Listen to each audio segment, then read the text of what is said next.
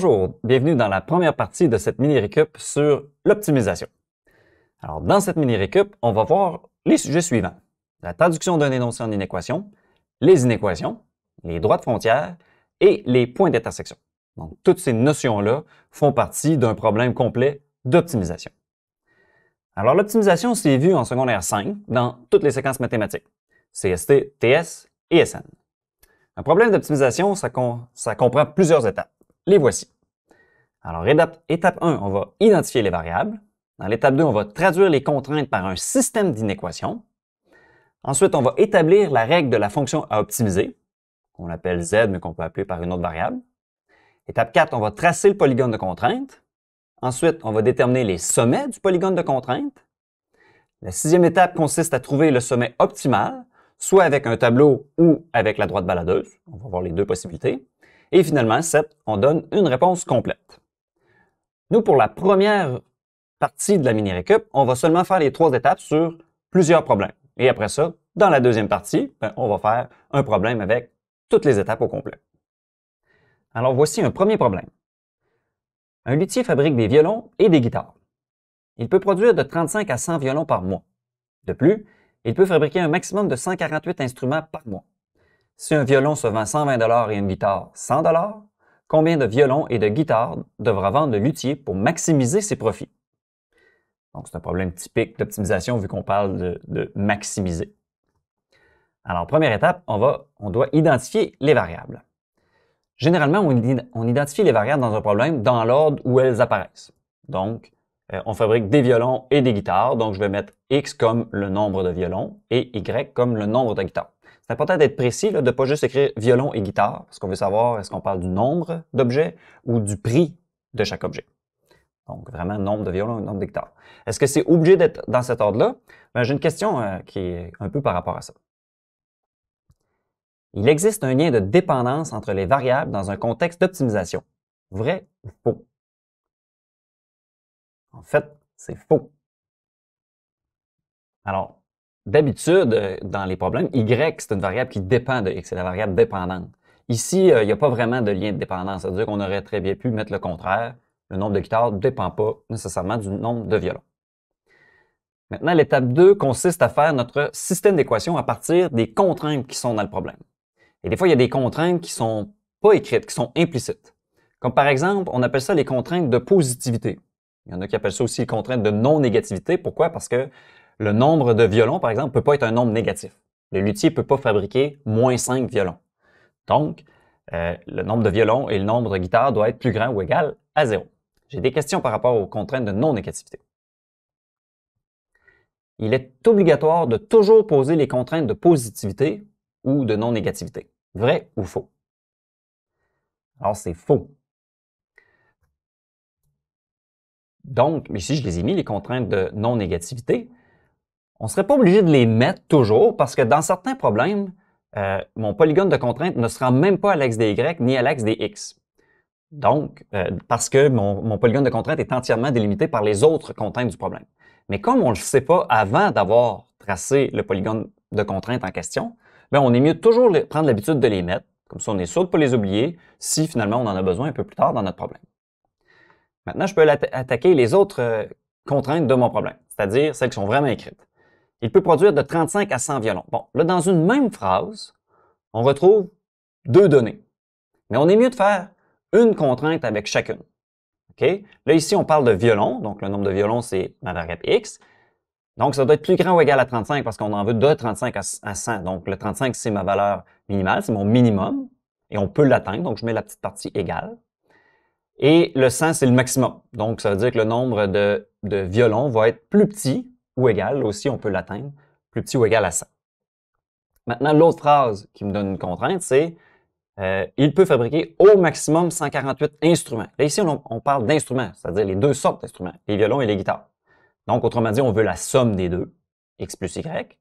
Et comme c'est un maximum, ça veut dire qu'en fait, on en veut moins de 148 instruments. Donc, on veut que la somme des 2 sortes d'instruments soit plus petit ou égal à 48. Là aussi, vu qu'un maximum, on peut l'atteindre, donc on met la partie égale. Alors, la troisième étape d'un problème d'optimisation, c'est de trouver la fonction à optimiser. Je vais mettre en évidence les renseignements qu'on a besoin. Alors d'abord, il y a la question qui est posée. Combien de violons et guitares devrait vendre le luthier pour maximiser ses profits? Et là, ben, je vais donc trouver une équation qui fait référence au profit. Et ça le dit ici, un violon se vend 120 et une guitare 100 $. Et là, c'est pas des inéquations cette fois-ci, c'est vraiment une égalité. C'est pas plus de 120 ou moins de 120 c'est vraiment la valeur de chaque violon. Donc, je me sers du 120 et du 100 comme coefficient dans mon équation. Donc, P pour mes profits est égal à 120 c'est-à-dire le profit par violon fois le nombre de violons vendus, plus 100 qui est le profit par guitare fois le nombre de guitares vendues. Donc, ça me donne le profit pour les violons plus le profit pour les guitares. Ça, on cherche à maximiser ça. Donc, c'est écrit ici. C'est important de l'écrire pour qu'on s'en souvienne plus tard. C'est sûr que ici, comme c'est des profits maximisés, on s'en doute qu'on devra le maximiser. Des profits, on cherche d'habitude à maximiser ça. Si c'était des dépenses, ben on chercherait plutôt à les minimiser. Mais c'est important de l'écrire pour se rappeler c'est quoi notre objectif. Et j'ai utilisé P au lieu d'utiliser la variable Z, Z qui est la variable générale, mais c'est important de se rappeler que justement P, ben, c'est les profits. Donc, je vais mettre une flèche pour bien définir ma variable. Profit. En dollars. Voilà. On a fini les 3 premières étapes. Il resterait maintenant à tracer le polygone de contrainte dans un plat cartésien à l'aide de toutes ces inéquations-là. Ensuite, trouver les sommets du polygone de contrainte. Trouver le sommet qui optimise ma fonction. Et ensuite, donner une réponse complète. Mais pour l'instant, on s'arrête là et on passe à un autre problème. Voici le deuxième problème. Une entreprise fabrique des drapeaux de forme rectangulaire pour la promotion d'une équipe sportive. Voici les modalités à respecter lors de leur fabrication. Le périmètre du drapeau doit mesurer au plus 500 cm. Le plus grand côté du drapeau doit mesurer au moins 120 cm. Le drapeau doit être au plus 3 fois plus long que large. Sachant qu'on pose une bordure dorée le long des petits côtés du drapeau au coût de 4,50 $ du centimètre et une bordure blanche qui coûte 2,75 $ du centimètre sur les grands côtés, quelles sont les dimensions d'un drapeau qui permet de minimiser les coûts de fabrication? Alors, on commence par définir les variables. Ici, les variables, ben, ça dit quelles sont les dimensions d'un drapeau. Ben, les dimensions d'un drapeau, ben, c'est le petit côté, ou qu'on pourrait appeler aussi la largeur, et les grands côtés. Donc, c'est des mesures en centimètres. On n'oublie pas de préciser les unités de mesure entre parenthèses. Donc, les variables, c'est les mesures des drapeaux, donc c'est les dimensions. Et c'est les dimensions qu'on va faire varier et qui nous permettent de faire varier les coûts. Donc, ce n'est pas les coûts des deux qui sont mes variables, mais c'est vraiment les mesures de mes deux côtés qui sont mes variables. Maintenant, on peut faire le système d'inéquation. On commence par écrire les contraintes de positivité, donc c'est-à-dire que les mesures des côtés ne peuvent pas être des nombres négatifs. Donc, je vais mettre que x et y doivent être tous les deux plus grands ou égal à 0. Ensuite, je vais prendre mes contraintes une par une. Donc, le périmètre du drapeau doit mesurer au plus 500 cm. J'ai une question par rapport à ça. Sachant que x représente le petit côté et y le grand, quelle est la contrainte reliée à la phrase suivante? Le périmètre du drapeau doit mesurer au plus 500 cm. Est-ce que c'est A, x plus y est plus petit ou égal à 500? B, x plus y est plus grand ou égal à 500? C, 2x plus 2y est plus petit ou égal à 500? Ou D, 2x plus 2y est plus grand ou égal à 500? La réponse est la lettre C. Alors, la bonne inéquation, c'était 2x plus 2y est plus petit ou égal à 500. Pourquoi il faut mettre 2x plus 2y? Pourquoi il faut les coefficients 2? Parce que c'est le périmètre d'un rectangle, c'est de forme rectangulaire. Et un rectangle, ben, ça contient deux petits côtés et deux grands côtés. Si on met juste x plus y, ben, on n'a pas le périmètre au complet, on a juste le demi-périmètre. Maintenant, on veut que le périmètre doit mesurer au plus 500 cm. Faire très attention, c'est pas parce qu'on voit le mot plus que ça veut dire plus grand que. En fait, c'est souvent le contraire. Au plus, ben, dans le fond, ça veut dire que c'est le maximum permis.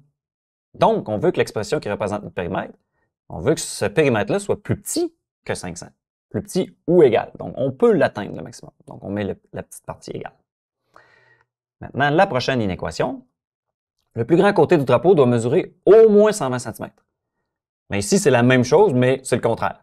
C'est-à-dire qu'au moins, ben, c'est notre minimum. Donc, on veut que notre grand côté, en réalité, mesure plus que ça. OK? Donc, c'est pas parce qu'on voit le mot moins qu'on met le signe plus petit. Donc, ça parlait du grand côté. Donc, le grand côté, c'est ma variable y. Donc, ma variable y doit être au moins 120, donc elle doit être plus grande ou égale à 120. Alors, il nous reste juste à parler de la troisième contrainte qui est là. Donc, le drapeau doit être au plus 3 fois plus long que large. Donc, au plus, ça veut dire qu'il y a une notion de longueur maximale. Ça vaut souvent la peine quand on a ça de reformuler parce que des fois, le 3 fois, on ne sait pas de quelle barre de l'inéquation le mettre. On a des fois, il y a une difficulté par rapport à ça. Donc, si je reformule cette phrase-là, moi, je la reformulerai comme ceci. Le grand côté doit être au plus 3 fois le petit. OK? Donc, ça veut dire la même chose. Quelque chose qui est 3 fois plus long que la largeur, ça veut dire que c'est ma longueur ou mon grand côté qui doit être au plus 3 fois celle du petit côté. Donc, si j'écris l'inéquation, ben, c'est écrit directement. Donc, le grand côté qui est Y doit être au plus, on en a parlé tout à l'heure. Donc, ça veut dire que cette longueur-là ou ce grand côté-là doit être plus petit ou égal à 3 fois le petit, donc 3 fois la mesure X. Donc, pour être certain qu'on a mis le 3 à la bonne place, ben on va aller vérifier l'inéquation tout simplement. Donc, je vais mettre mon signe d'inéquation. Alors, 3 fois, supposons que ma largeur de mon rectangle est de 20 cm. Donc, ça fait 3 fois 20 cm. 3 fois 20 cm, ben, ça fait 60 cm. Donc, ça veut dire que pour un certain rectangle, si jamais la largeur est de 20 cm, ben, il faudrait que la longueur du rectangle soit plus petit ou égal, donc au maximum 60 cm. Donc, c'est-à-dire ça pourrait être 55 cm, ça pourrait être 50 ou quelque chose comme ça. En notant que ce soit plus petit. Donc, c'est pas le 60 cm que je dois multiplier par 3 pour trouver la largeur, parce que le 60 cm fois 3, ça ferait 180. Ma largeur peut pas être plus grande que ma longueur. Ça m'amène justement à parler d'une contrainte qui n'est pas dans la liste encore, mais qui est implicite puis qu'on peut déduire justement des termes petits et grands. Je viens de le dire. Donc, je vais mettre ici dans ma liste, je vais mettre une sixième contrainte. Il faut absolument que le petit côté soit plus petit que le grand côté. Donc, ça veut dire le petit côté qui est ma variable x doit être plus petit ou égal au grand côté du rectangle. Mais le égal, bon, ça c'est le cas extrême, c'est-à-dire que si mon petit côté est égal à mon grand, ben, ça va former un carré. Mais ce qui est sûr, c'est que le petit doit être plus petit que le grand. Maintenant, on a fini avec les contraintes, on va aller pouvoir faire la fonction optimisée. Alors, pour la fonction optimisée, on a besoin de ces renseignements-là, c'est-à-dire les coûts pour les petites bordures, les coûts pour les grands côtés, et il faut savoir qu'on cherche à minimiser les coûts. Alors, j'ai une question tout de suite par rapport à ça. Quelle est la fonction optimisée pour le coût de la bordure Z si x est la mesure du petit côté et y celle du grand côté? Et sachant que le coût pour les petits côtés est de 4,50 $ par centimètre et que le coût pour les grands côtés est de 2,75 $ par centimètre. Est-ce que c'est A, B, C ou D? Alors, la bonne réponse est C.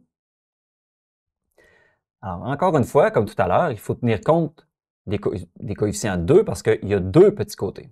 Alors, la longueur totale des deux petits côtés, on va multiplier par 4,50 $ par centimètre pour avoir le coût total pour les deux bordures, les deux petites bordures, et même chose pour les grandes bordures. Donc, j'ai deux grandes bordures qui coûtent chacun 2,75 $ par centimètre. Moi, ce que je fais, c'est que je remplace la variable Z par la variable C dans mon équation. C pour coût. C'est pas une étape obligatoire. Tu peux très bien laisser la variable Z, c'est très correct. Je vais faire une petite flèche. Donc, C, c'est le coût en dollars. Donc, tu peux très bien laisser Z. Et maintenant, qu'est-ce qu'on peut faire aussi? C'est on peut simplifier notre équation. 4,50 fois 2x, on peut effectuer la multiplication. 4,50 fois 2 et 2,75 fois 2. On obtient une équation un peu plus courte. C égale 9x plus 4,50y. Il reste juste à préciser, on veut faire quoi avec cette équation-là? On cherche à minimiser. Donc, je vais aller l'écrire en dessous. Donc, la variable C ou cette équation-là, on veut la minimiser. Et il resterait à faire les étapes 4, 5, 6 et 7 du problème. C'est à toi de les faire. Alors voici le dernier problème de cette première partie de la mini-récup. Une garagiste emploie 6 mécaniciens pour faire deux types d'entretien, des changements d'huile et des changements de pneus. Faire un changement d'huile prend 45 minutes, tandis qu'un changement de pneus en prend 30. La convention de travail précise qu'aucun employé ne peut travailler plus de 8 heures par jour. Sachant que la garagiste demande 70 $ pour un changement d'huile et 40 $ pour un changement de pneus, et qu'elle doit faire au moins autant de changements de pneus que de changements d'huile, combien d'entretiens de chaque sorte doivent être effectués pour obtenir un profit maximal? Alors, la première étape est d'identifier les variables et j'ai une question par rapport à ça. Quelle est la bonne identification des variables dans ce problème? Est-ce que c'est A, le temps requis pour faire un changement d'huile et le temps requis pour faire un changement de pneu? Ou B, le nombre de changements d'huile effectués pour X et pour Y, le nombre de changements de pneus effectués? Et finalement, C, est-ce que c'est X, le nombre de changements, le nombre d'heures de travail d'un mécanicien et Y, le salaire d'un mécanicien? Alors, la bonne réponse, c'est B, le nombre de changements d'huile effectués et le nombre de changements de pneus effectués. Alors, c'est important d'être précis quand vous définissez vos variables. Écrivez pas juste changement d'huile et changement de pneus parce qu'on ne saurait pas de quoi il s'agit. Est-ce qu'il s'agit du nombre d'entretien ou est-ce qu'il s'agit du coût de chacun de ces entretiens-là? Si tu n'es pas sûr entre les deux, bien, tu peux aller lire qu'est-ce qui est demandé en tant que tel. Alors, il est demandé dans la question combien d'entretiens de chaque sorte. Alors, c'est des nombres d'entretiens qu'on doit mettre. Maintenant, on peut aller travailler sur notre système d'inéquation. On commence d'abord par mettre les deux contraintes de positivité parce que ça doit être un nombre positif de changement d'huile et de changement de pneu. On ne peut pas en faire un nombre négatif. On ne peut pas faire moins 5 changements d'huile. Ensuite, bon, j'ai mis plusieurs choses en évidence, puis j'ai une question par rapport à ça pour la troisième contrainte.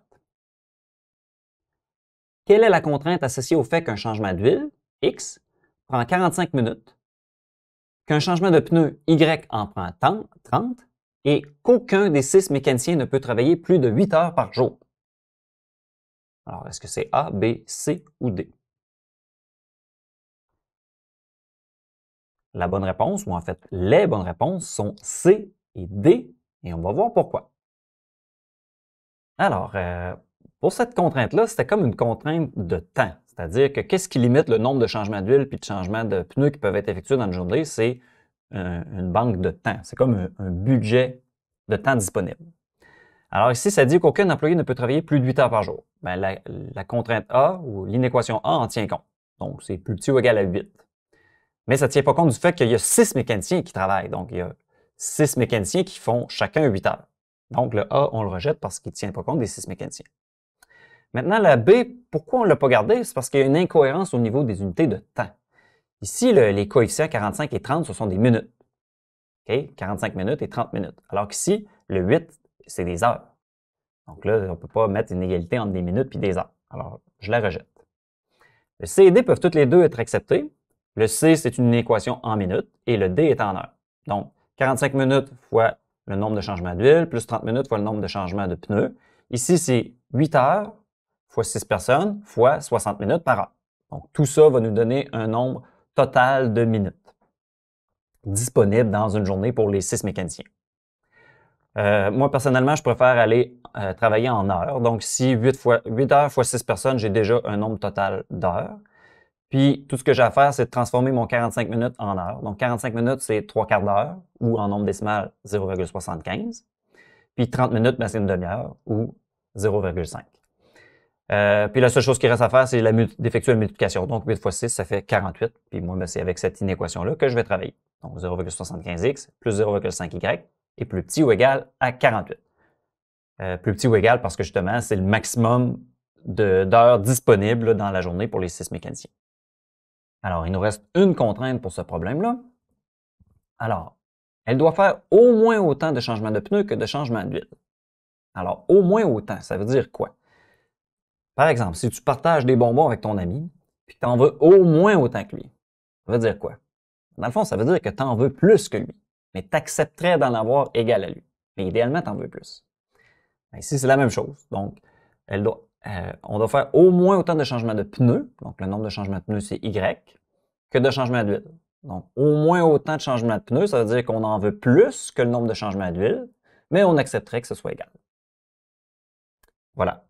Une fois qu'on a notre dernière inéquation, ben on peut trouver notre fonction à optimiser. On va la trouver avec ces renseignements-là. Donc, c'est 70 $ pour chaque changement d'huile, c'est 40 $ pour chaque changement de pneu, puis nous, on veut un profit maximal. Donc, notre fonction à optimiser, donc Z, va être de 70 $ de profit fois le nombre de changements d'huile effectués, plus 40 $ de profit pour les changements de pneus, fois le nombre de changements de pneus effectués. Moi, évidemment, je change la variable Z pour la variable P, parce que cette fois-ci, on veut des profits. Évidemment, ça me donne un bon indice. Si c'est des profits, je me doute que le but des profits, c'est de les maximiser. Donc, je vais écrire ça ici, profit. Mon profit en dollars, je veux le maximiser et effectivement, je vais aller le préciser ici que on veut, le but c'est un profit à maximiser. Et après ça, je vais pouvoir compléter mon problème, mais là, ça, c'est à toi de le faire. Alors, c'est ce qui conclut cette première partie de la mini-récup sur l'optimisation. Je t'encourage fortement à écouter la deuxième partie, dans laquelle on va faire un problème d'optimisation au complet. Alors, à tout de suite!